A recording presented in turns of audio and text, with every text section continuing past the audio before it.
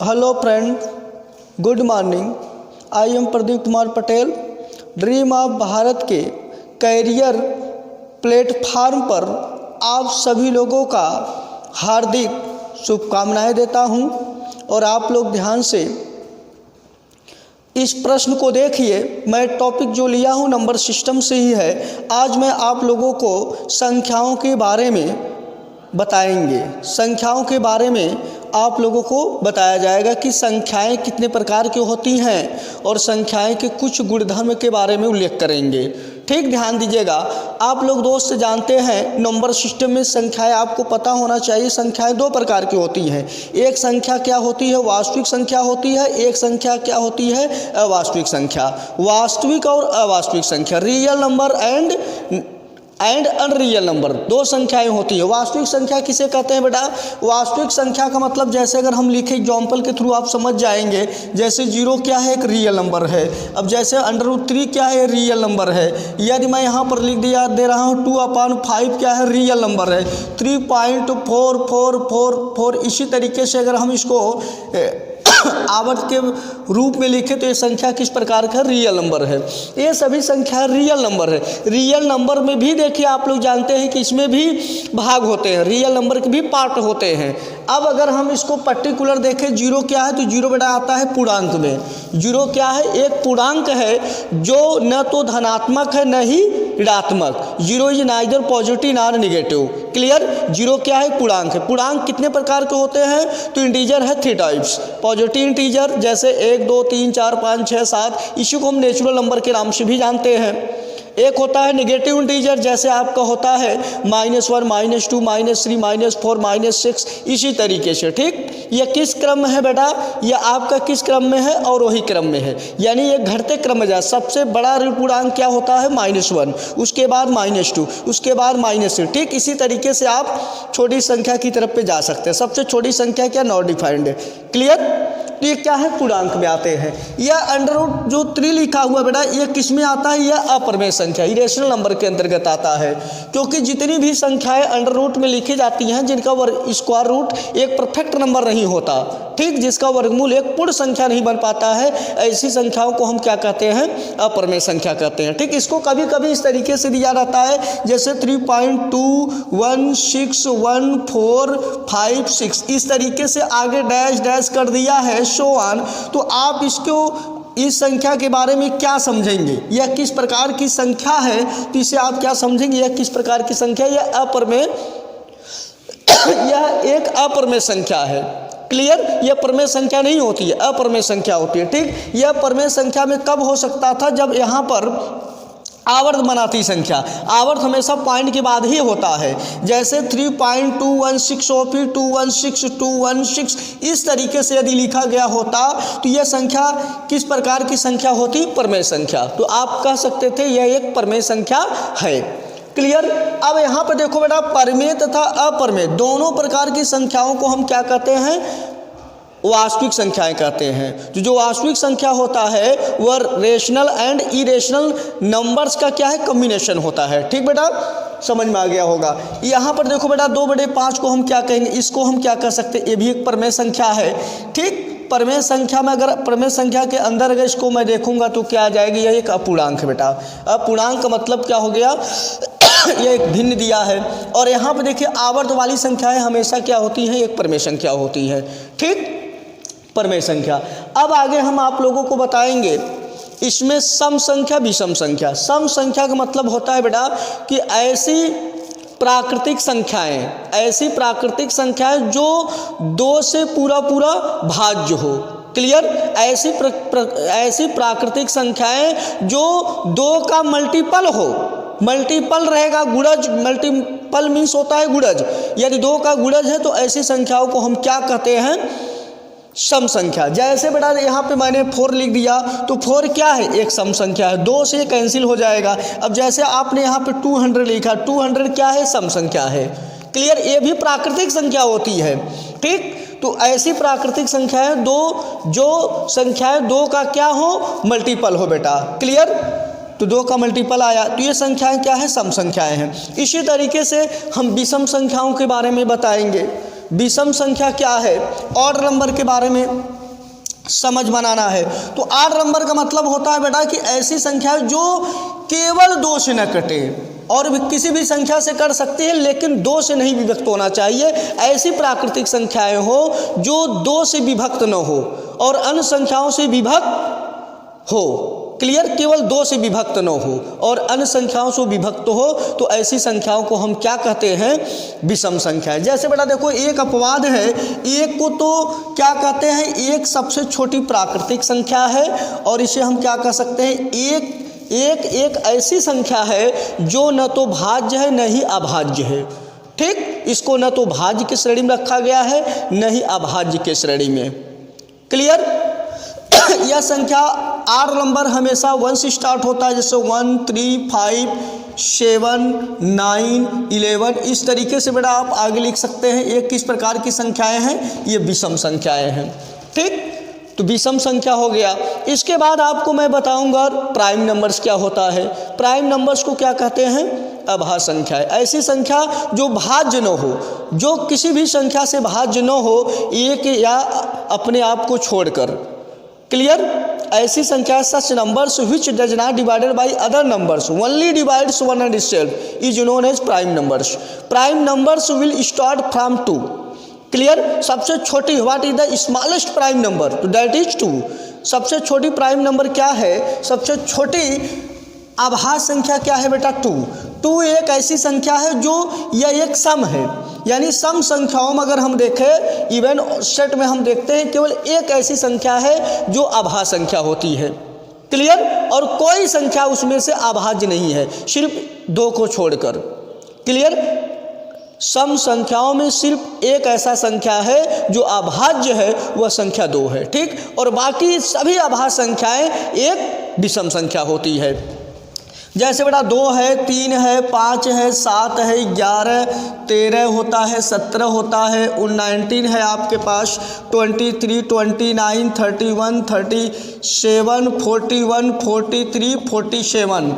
इस देखिए इसी तरीके से 51, 53, 59, 61, 67, 71, 73, 79, 83, 89, 97। तो there are 25 prime numbers between 1 and 100।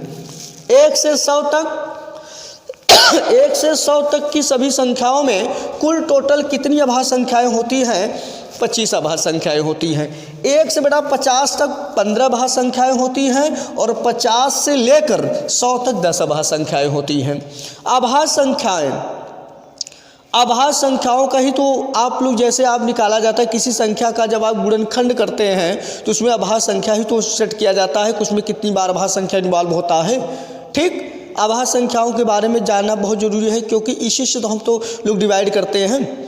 Clear, तो ये अभाज्य संख्याएं हैं। तो एग्जाम में जैसे पूछ लिया जाता है कि प्रथम 5 अभाज्य संख्याओं का औसत क्या है, तो आप क्या करेंगे, शुरू से 5 अभाज्य संख्या लिखकर इसका एवरेज निकालेंगे। तो हम पांचों संख्याओं को जोड़कर 5 से डिवाइड करेंगे, तो क्या हो जाएगा, संख्याओं का औसत, average of 5 prime numbers. Clear, तो ये पांचों संख्या का औसत। अब इसको जोड़ेंगे, 5, 10, 17, 11, 28 होगा। 28 में यदि आप 5 से डिवाइड करेंगे तो 5 पॉइंट क्या आएगा, 6। तो इसका औसत क्या हो जाएगा, 5.6 हो जाएगा। अब जैसे पूछ लिया गया कि 2 अंकों की सबसे बड़ी अभाज्य संख्या क्या है, तो आपका आंसर क्या हो जाएगा, 2 अंकों में सबसे बड़ी अभाज्य संख्या क्या होता है, 97 होता है।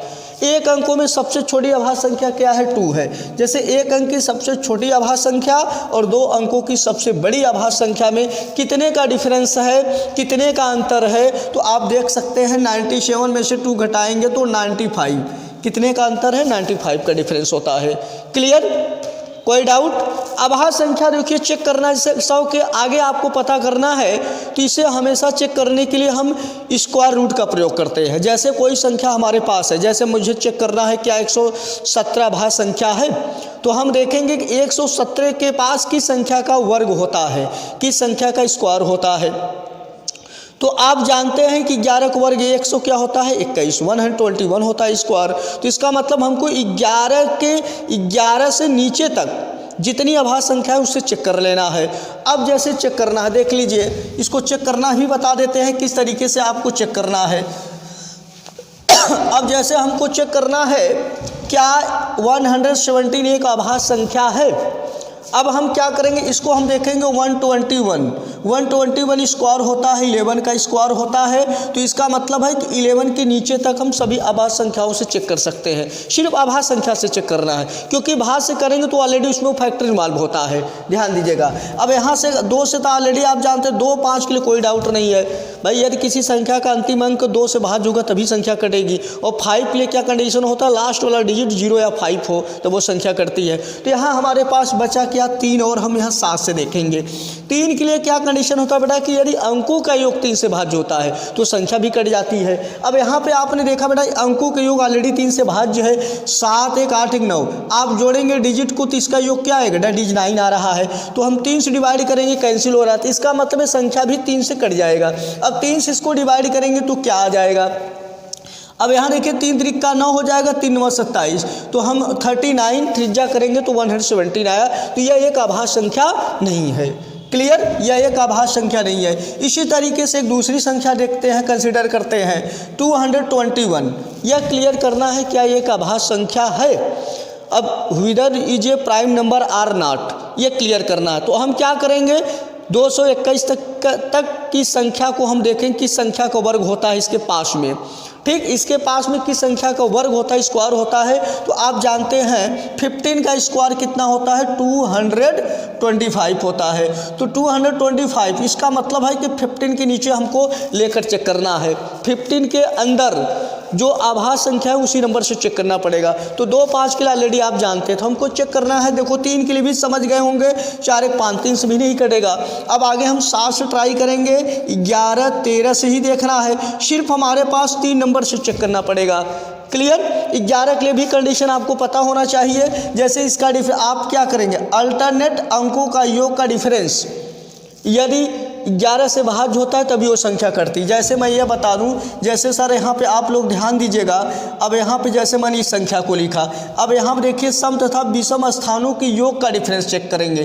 जैसे ये आपका 1 3 विषम स्थान लिया, यहाँ 2 4 पे मैं ले रहा हूँ, दूसरे स्थान पे 4 आया है, चौथे स्थान 6 है। तो यहाँ पर देखिए विषम स्थान पर योग क्या है, 10 है, और नीचे भी आपका 10 आ रहा है। इनका डिफरेंस क्या है, 0 आया। 0 भी तो 0 भाई हर संख्या से भाज्य है। तो 11 से भाज्य, तो इसका मतलब संख्या 11 से कट जाएगी। इसी तरीके से अगर मैं यहाँ पे चेक करूँगा, यहाँ पे 3 आएगा, यहाँ पे 2 आ रहा है, नीचे आ रहा है, तो इसका डिफरेंस 1 आ रहा है, तो इसका मतलब 11 से नहीं कटेगा। क्लियर, तो 11 से नहीं कैंसिल होगा, 11 दूना 22 1 से आएगा। 7 से आप ट्राई करोगे, 7 से नहीं, देखिए नहीं कटेगा, 7 3 21 हो जाएगा, 11 हो जाएगा। अब 13 से इसको चेक करना है, 13 से चेक करना है बेटा। 13 से जब आप चेक करोगे देखिए कट जाएगी संख्या। 13 1 जा 13 होता है, 9 रिमाइंडर आएगा, 9 1 माने 91 हो जाएगा। तो 13 7 91। क्लियर, तो ये संख्या क्या है, भाज्य संख्या, आभाज्य संख्या नहीं है। यह एक आभाज्य संख्या नहीं है। दूसरी संख्या लेकर मैं देखता हूँ, सेकेंड नंबर। अब जैसे मैंने यहाँ पर ले लिया 211 चेक करना है, 211 क्या एक आभाज्य संख्या या नहीं, इसको भी हम इसी तरीके से देखेंगे। तो यहाँ पे बेटा देख सकते हो ये किसके वर्ग के पास में है, तो हम 14 के नीचे तक लेंगे, 15 से कम है तो 14 मतलब यहाँ पे हमको 7 देख ले रहा है, 11 और 13 तक चेक करेंगे हम।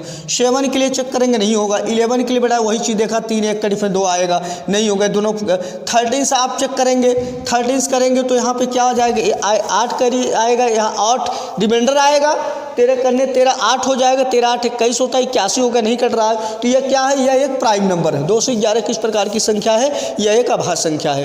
क्योंकि आप देखिए कहाँ तक चेक कर सकते हैं, इसकी लिमिट कितनी तक होती है, यह हमेशा वर्ग पर डिपेंड करता है, यह किस संख्या के वर्ग के पास में है। ठीक, वर्ग वाली संख्या से आप डायरेक्ट सेट कर सकते हो। Clear. Next questions, I shall discuss for next questions. अब जैसे हम अगर देखना चाहें, एक दूसरी संख्या मैं ले रहा हूं, जैसे आपके पास मान लीजिए 341 है, इस संख्या को चेक करना है। तो इसको हम किस नंबर कहाँ तक चेक कर सकते हैं, कितनी आभाज्य संख्याओं को हम चेक करेंगे, कहाँ तक लेना पड़ेगा। तो ये देखना होगा किस संख्या का वर्ग होता है। तो यहाँ तक देखते हैं, आप जानते हैं 19 का स्क्वायर क्या होता है, 361 होता है। 19 स्क्वायर होता है, तो इसके अंदर तक हमको चेक करना पड़ेगा। तो यहाँ पे हम चेक किसकी संख्या से करेंगे, 7, 11 आप देख लो, 13 देख लो, 17, यही 4 आपके पास संख्याएं हैं। अब इन्हीं 4 में से आपको सेट कर लेना है।